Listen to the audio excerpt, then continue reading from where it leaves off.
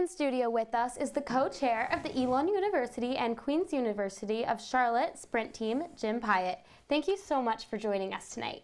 So, the Elon University and Queen's University of Charlotte Merger Sprint Team has already hosted a few listening sessions so far.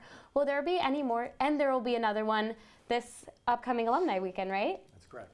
So, for those who aren't familiar with the Sprint Team, can you tell us a little bit about what you do and what your role is there? Sure.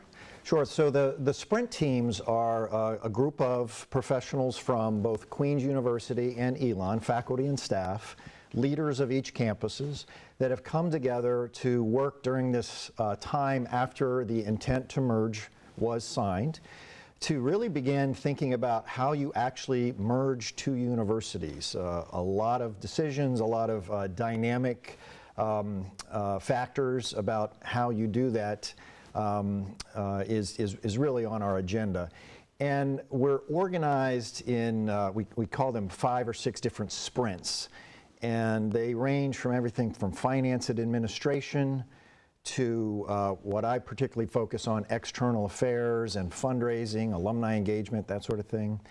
We've got student life, academics, graduate programs, and campus facilities and athletics as well. So just picture in your mind there are folks from both universities working on those issues and more as we continue to work this work toward the merger. That's really interesting, and I know it's been a big topic here on campus because there's so many factors to take in.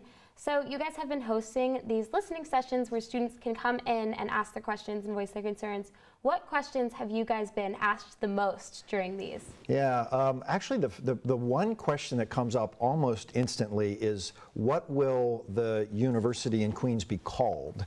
And that's not determined, that's part of the work that we're doing. And then I think that after that you get questions more about will there be movement between the two campuses, what happens with athletics, and those are typically the big ones. We did hold a listening session during Family Weekend a couple of weeks ago. We had students there along with some parents who were very interested, a number of people from Charlotte, which might not surprise you. And then we've got another one coming up, I think you mentioned this weekend for homecoming. Right, that's awesome. So during these sessions, you get to hear input from the community. How is you and your team taking in this input from both students and alumni and working towards completing your goals with it? Yeah, that's a great question. There's actually, if I may, there's a couple other components to it. So during these listening sessions, we do take notes. We take note of all the questions and reflections and ideas that people have, because those surface too. But I would also note that on our merger website, which has been revealed to folks, there's a feedback button on that website. And there we've also received questions and feedback and ideas for collaboration. We assess all those as well. And then one last component I would say is our Sprint team, those folks that I described earlier, are now fanning out across the two universities, Queens and Elon, to talk to leaders across campus.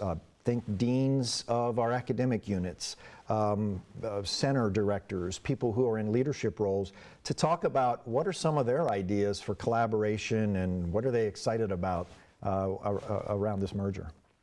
Well, this all is very exciting stuff, and we're really interested to see how this will change and grow with the coming months. Thank you so much for sitting down with us. We really appreciate it. My pleasure. Back to you at the desk, Liv.